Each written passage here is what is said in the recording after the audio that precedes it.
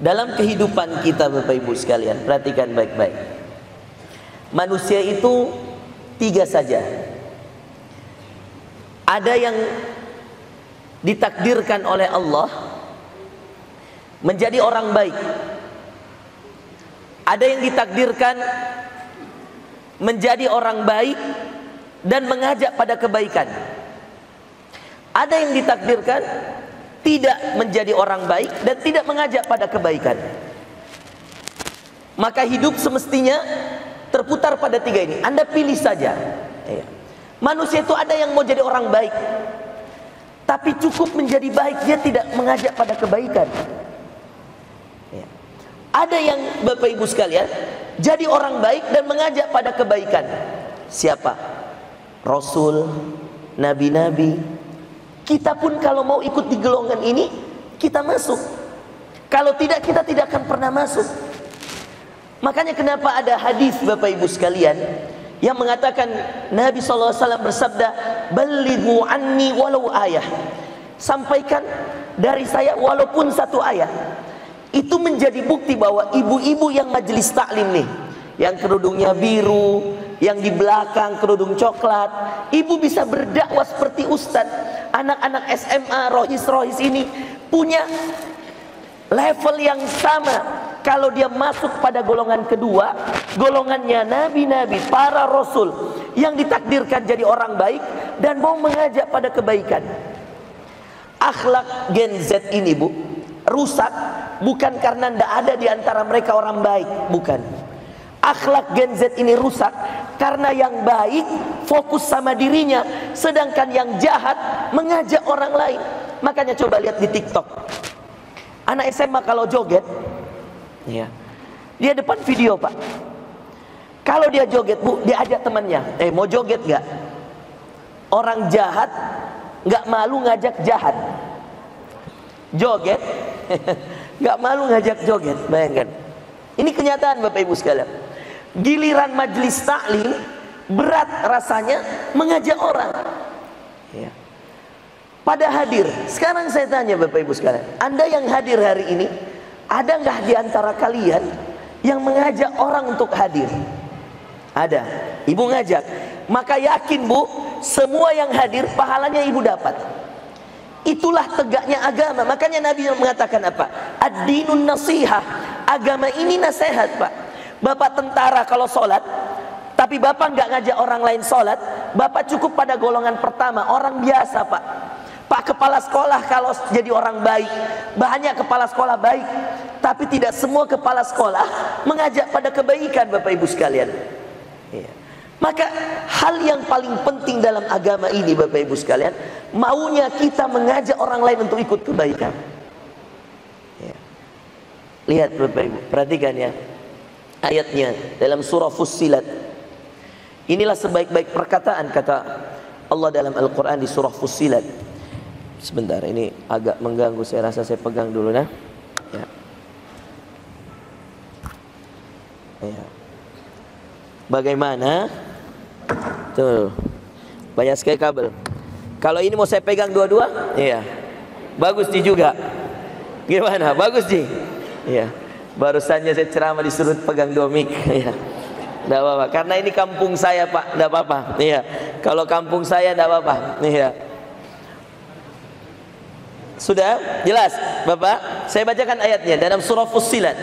Kata Allah, "Wa man ahsanu qawlan wa man ahsanu qawlan mimman da'a ila Allah." Perhatikan ayatnya.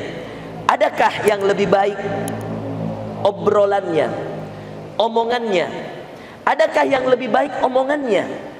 Mimman da'a ilallah, dari orang yang mengajak pada kebaikan. Ini kata Allah Bu, perhatikan. Ada nggak yang lebih baik dari kalian, dari orang-orang yang mengajak, ibu-ibu sholat, teman-teman ada kajian ikut, ada majelis taklim, ayo. Ya. Anda kira, perhatikan teman-teman, anak-anak muda nih, Anda kira kalau kamu sholat, sholatmu diterima? Belum tentu. Apa Anda mengira kalau Anda puasa Senin Kamismu diterima? Belum tentu, Pak. Ibu, apa Anda kira kalau Anda, mohon maaf sekali, mohon maaf, Anda puasa, Anda tahajud, Anda duha, yakin diterima? Ada kwitansi muncul diterima amalan? Tidak ada. Apa yang membuat Anda bisa tenang hidup? Umur cuma 60 tahun, kurangi 15 tahun tidur 6 jam, sehari ada 24 jam. Maka kalau mohon maaf Anda tidur 6 jam, itu seperempat. Kalau umur Anda 60 tahun, seperempat dari 60 berapa? 15 tahun. Umur, Bu, 15 tahun untuk tidur. Suka tidak suka, umur kita 15 tahun untuk tidur. Kalau umurnya 60, kalau sampai, kalau tidak sampai ya mohon maaf, itu kalau 6 jam. Kalau ada anak muda habis subuh tidur lagi, ada anak rohis habis subuh tidur lagi. Coba anak rohis yang habis subuh tidur lagi. Kaum berbahan ada di sini? Kapan bisa digeser tirainya karena sempit akhwatnya. Oh iya. Tim sudah stand. Iya. Boleh. Iya. Ya silakan. Ini akhwatnya mau tirainya mau digeser. Diatur aja dulu ini yang bawa, karena ini akhwatnya sempit. Saya juga heran, kenapa ibu-ibu lebih banyak? Berarti ibu-ibu yang banyak mengajak orang. Iya. Bapak-bapaknya tidak mengajak ini kayaknya. Perlu diceramahi bapak-bapaknya. Ya. Ya, boleh. Ya. Ya, kata panitia, Ustadz mau digeser tirainya. Saya bilang kenapa? Karena ibu-ibunya sempit di belakang. Ya, boleh. Atur sajalah. Ya, cepat Mide. Ya.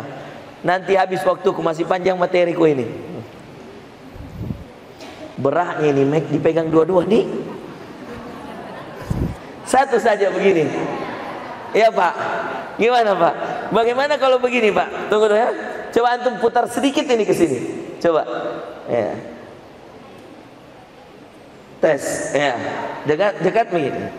Ibu, dengar mi, adil mi toh? Oke, boleh. Tunggu dulu. Nih, Bapak ya, cek. Gimana Pak? Oke. Ibu, aman? Ayo, oke. Ya, satu saja ya. Ayo cepat Bu. Lihat ini ayatnya. Iya. Sudah?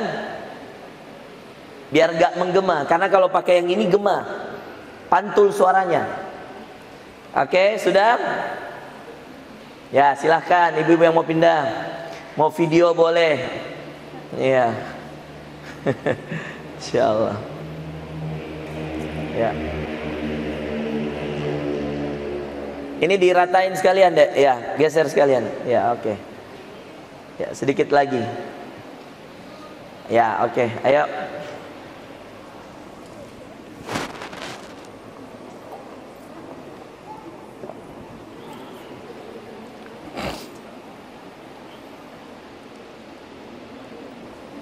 Ya.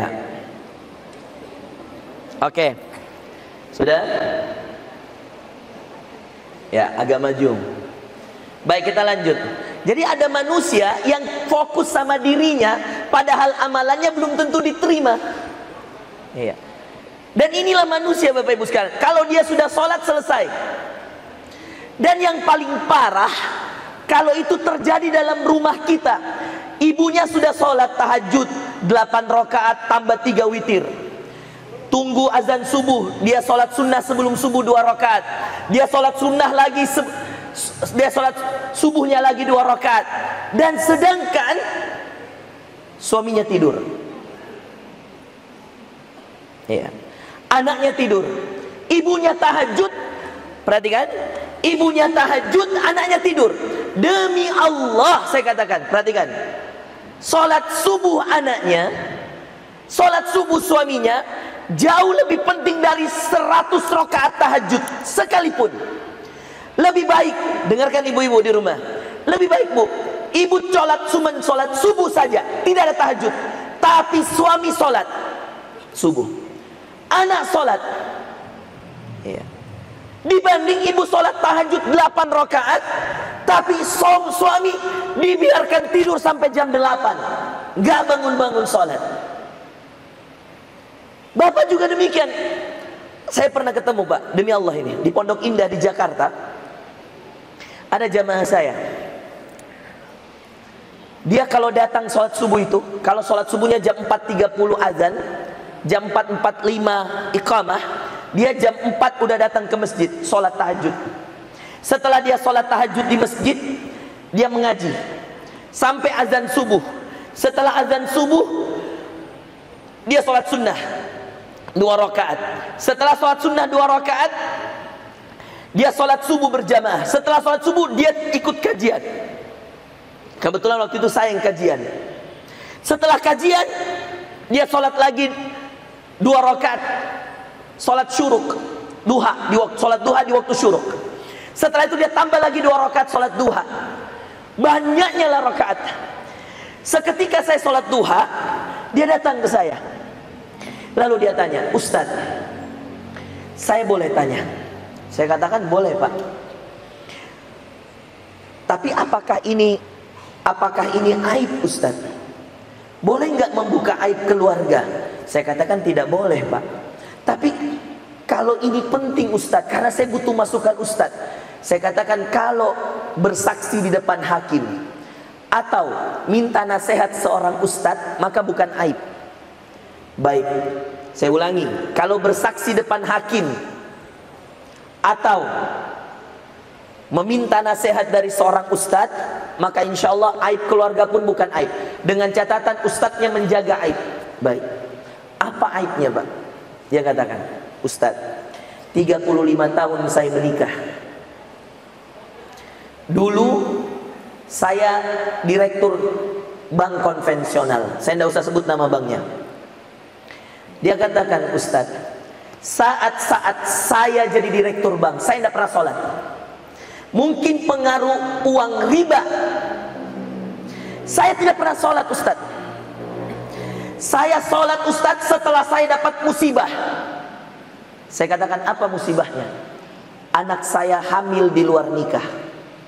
Anaknya SMA Bu, hamil di luar nikah. Di situ saya terpukul Ustaz. Anak saya cuma 1 perempuan, dokter pula, hamil di luar nikah. Maka saya nikahkan dia karena dia hamil di luar nikah. Saya nikahkan Ustaz ketika dia masih kuliah.